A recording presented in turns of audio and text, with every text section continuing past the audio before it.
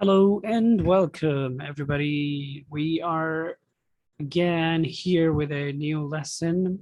Previously, we had a lesson on how the types of formal reports, and now we have another one, how to write a formal business report. Ladies and gentlemen, I'm Adnan, and we will be covering this remaining part today. So let's have a look what we have got in store. So before we could start a letter or before we could organize it, we need to know a few things. And there are here as on the right side. So number one would be plan before you write. Number two, check for in-house format. Number three, add a title. Number four, write a table of contents. Then number five, we have add a summary or abstract. On number six, you've got write an introduction. And number seven, outline your methodology. Number eight, present your findings. And number nine, finish with a conclusion or recommendation. Number 10, add a bibliography and appendices. And number 11, proofread. So these were the headings that were important before we could jump into doing or drafting a paragraph or actually the report that we were going to do. So let's have a look at that. So number one, we had plan before you write. What do you mean by plan before you write? It means that treat the formal business report as you would handle a project. Before you could start compiling the research and writing down sections, plan exactly what you want to achieve. In doing so, you will have a better chance of creating a report in a clear and simple style. Now move on to next point, which is number two, check for an in-house format. Now, what we mean by that is the company you work for may already have an established format or a formal business report for any business report. Check your company handbook or ask the person who wants to see the report or who wants the report from you to see if there is a specific format you should use. Using an established format will help your report look more professional. Now, moving on to number three. There we go. Add a title. Okay, it's not a random kind of thing. You need to add a title to your report. You might get the title of the report with a brief, or you may write it yourself. Make sure your title, the title that you're having, is clear and visible at the beginning of the report. You should also add your name and the names of others who have worked on the report and the date you wrote on it. And also mention on the date that you have written that you're writing it, and there's a date, today's date. So do not forget to write the date of that report. And number four, we have write a table of contents. Then, all right, so the table of contents page should follow the title and authors. The table of content page is essential for a formal report that is long and complex. Although this page comes at the start of the report, it should be written last when the report is finished. Write down the section's heading exactly as they appear in each section of the report and make sure that page numbers match too. Now, number five, add a summary or abstract. Summarize the main points of a formal business report. It can be beneficial for the reader. Should it now? There is a question that you should be asking yourself a question. Should it be a summary or abstract? So you can find the best answer from the one whom you're writing it for. For example, your boss or manager asked you to write a report. So it's better that you ask him, would you like to have a summary in the beginning, or you'd like to have an abstract? So that will do the job. Okay, the summary should tell the reader about your findings and even draw on points from your conclusion. A brief overview of what the reader will find in the report is also important. Your manager may only have time to read the summary of the report, so it must describe the major points found in the report. So that's what we call a summary or abstract. Moving on to number 6 now.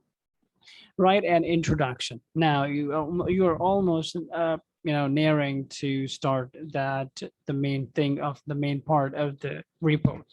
This section will detail the reason why you're writing the report. The introduction should address the purpose of the report and background information on the subject you're writing about. Include any definitions and summarize the main argument. Number 6 is done. Moving on to number 7.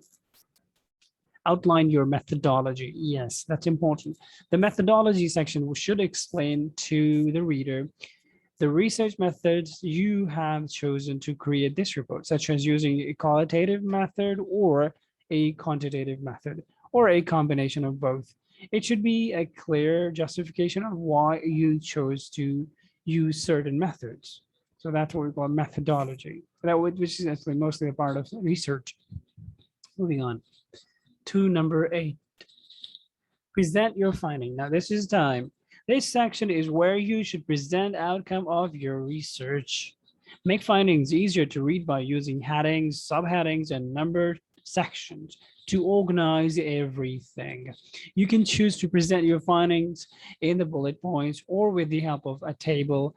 You might also choose to present your findings with the illustrations and graphics, such as infographics, but be sure that these graphics are appropriate for the report. Moving on to number 9. Finish with a conclusion and recommendations. In this section, you would present your assessment from the findings, then make recommendations for the action. For example, there's a problem and now you are going to offer a solution to it. Anyways, so if you add any goals, you should add measurable actions to them. Each goal, method, or option suggested should tell the reader how it will affect the organization, right? So moving on to number 10. Add a bibliography and appendices. Include all of the resources, all of the sources you have used to write the report. These can include periodicals, online articles, or books. List the source in an alphabetical order. You can also include all of the material to support the report. These may include questionnaires, maps, notes, summaries, charts, tables, illustrations, and etc. etc. And now number 11, the most important part, the pivotal part of this report, which is called proofread. Once you're finished writing your report, proofread it to make sure it's free of any grammatical or spelling errors.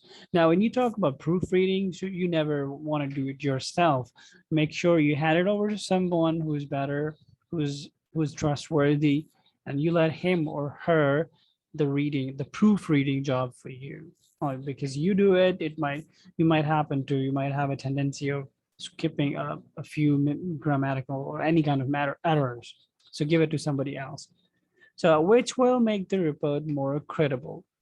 Moreover, be clear and concise when writing. Avoid complex words and slangs. Okay, the takeaway would be like, try to follow all 7 C's when it comes to writing a report. Okay, and that's a part of technical writing or business writing or official writing. So here in the end, we have a sample for you, which is a formal business report sample. So you can have a look at the top. There is the top thing that we need to know. And then after, there's a date there. Okay, as you mentioned, then there's introduction part. Okay, then there's a background, then findings, then conclusions, and then recommendations.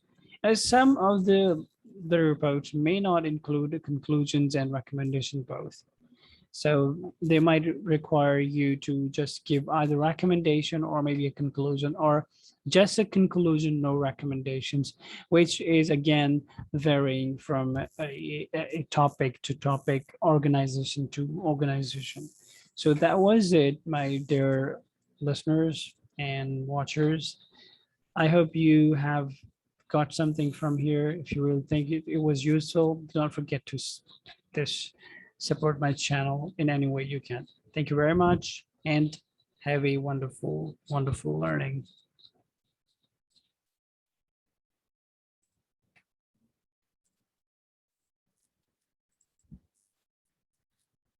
Okay.